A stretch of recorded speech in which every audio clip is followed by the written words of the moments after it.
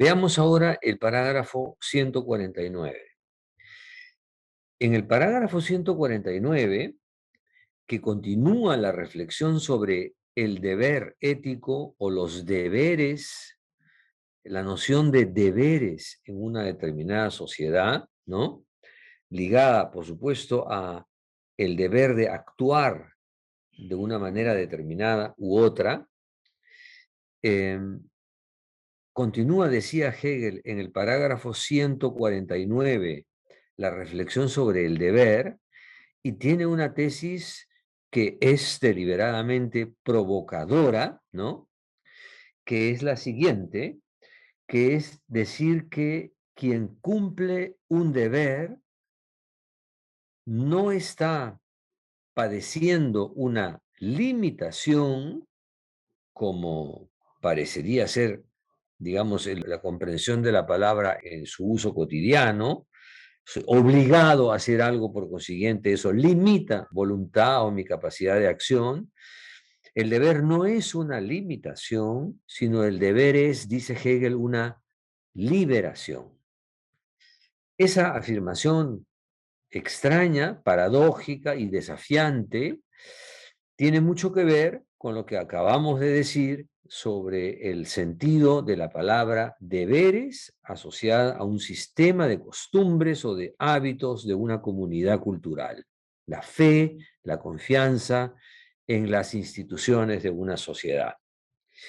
En este parágrafo 49 dice, la idea de que el deber es una limitación, ¿no? Es una secuela de la teoría ética del deber de sus contemporáneos, es decir, de una teoría del deber en la cual se asocia la noción de deber o de norma moral, de norma vinculante, a una definición de la libertad que es contraria a la forma en que la libertad se ejerce en la vida cotidiana. Por eso nos dice que solamente se puede considerar al deber como una limitación si es que sobreentendemos que frente al deber se halla una idea de libertad completamente abstracta, una idea de libertad no realizada empíricamente de ningún modo, o también es una limitación el deber si lo relacionamos con el arbitrio o digamos, la posibilidad de decidir subjetivamente, de cualquier manera, como si eso fuese una capacidad o una cualidad deseable, ¿no es cierto? Que cualquiera pueda decidir lo que le venga en gana. Entonces, claro, el deber es una limitación frente a esas dos presuposiciones. En cambio, dice, el individuo tiene en el deber su liberación de esa doble dependencia que acaba de ser mencionada, de la dependencia de sus impulsos meramente naturales y o de la dependencia de una idea de libertad completamente abstracta o situada en las nubes de la utopía moral. Entonces, en el deber el individuo se libera y alcanza la libertad substancial. Eso dice Hegel. En el deber el individuo se libera y alcanza la libertad sustancial. Ya digo, esa es una afirmación paradójica porque obedecer a un deber, cumplir con un deber, puede resultar, y resulta hasta en el uso cotidiano de la expresión, en una carga, en un mandato vinculante, restrictivo de la libertad, y en cambio él está diciéndonos que el deber consiste en una liberación.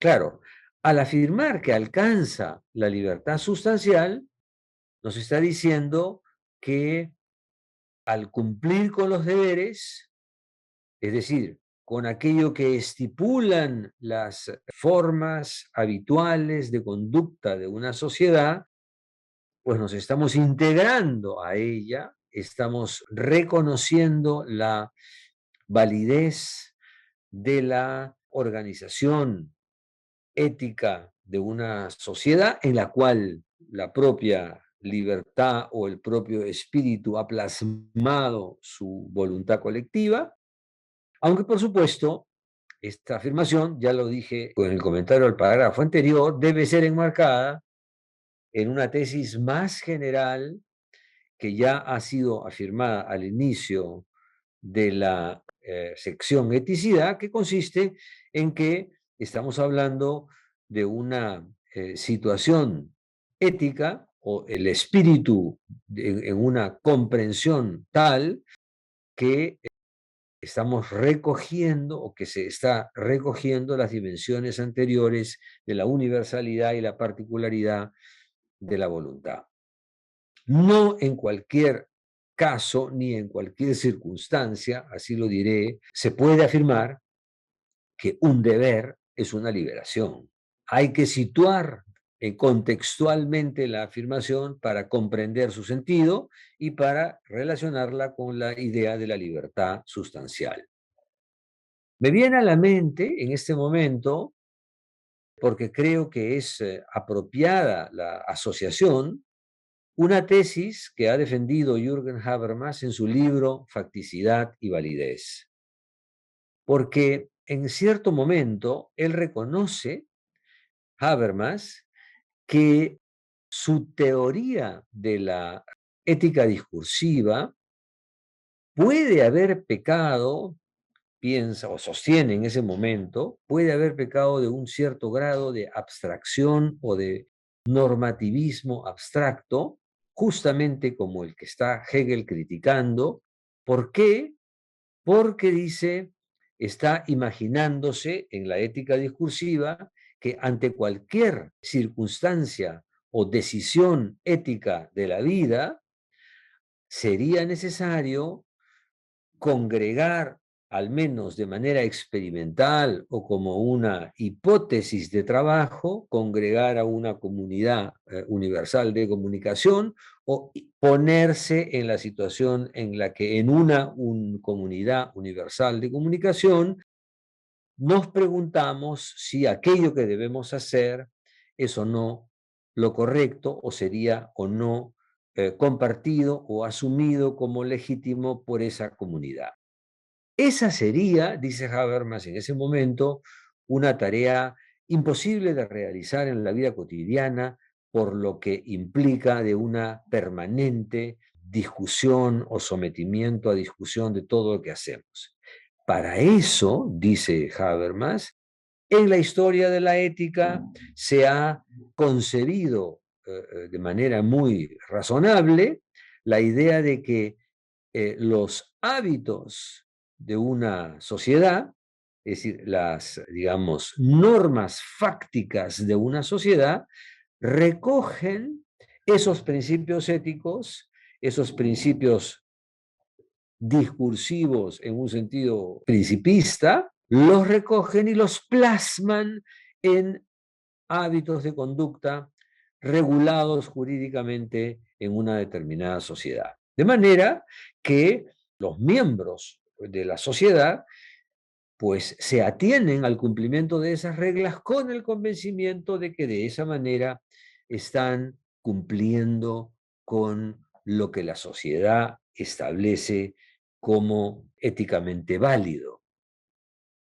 Pero claro, añade Habermas, muy en su estilo y en su idea de la ética, añade, eso no significa que cualquier regulación jurídica o fáctica sea necesariamente válida, sino que siempre debe existir la posibilidad de que sometamos a discusión la validez de esas regulaciones fácticas. Es decir, en principio existe siempre la posibilidad de poner en cuestión, si, es decir, de retroceder, por así decirlo, de detener ese acatamiento de los deberes que supuestamente nos están liberando para pensar si verdaderamente responden a una inspiración ética legítima o no. Eso mismo quería yo asociar a la tesis de Hegel sobre el deber como una liberación. Eso dice Habermas, los deberes, es decir, las regulaciones fácticas jurídicas de una sociedad determinada, nos liberan, en el sentido de que nos hacen innecesaria una continua o un continuo cuestionamiento de la validez de esas reglamentaciones, ¿no? Y más bien al permitirnos acatar su existencia, ¿no? O su vinculación, pues nos hace partícipes de una libertad sustancial, sin que ello signifique que no podamos, en principio, en cualquier momento, poner en cuestión la validez de algunos de esos deberes. Yo creo que con esto entendemos un poco mejor en qué sentido puede Hegel asociar de manera tan desafiante la idea del deber a la idea de la liberación o de la realización de la libertad. Dejamos así entonces el parágrafo 149.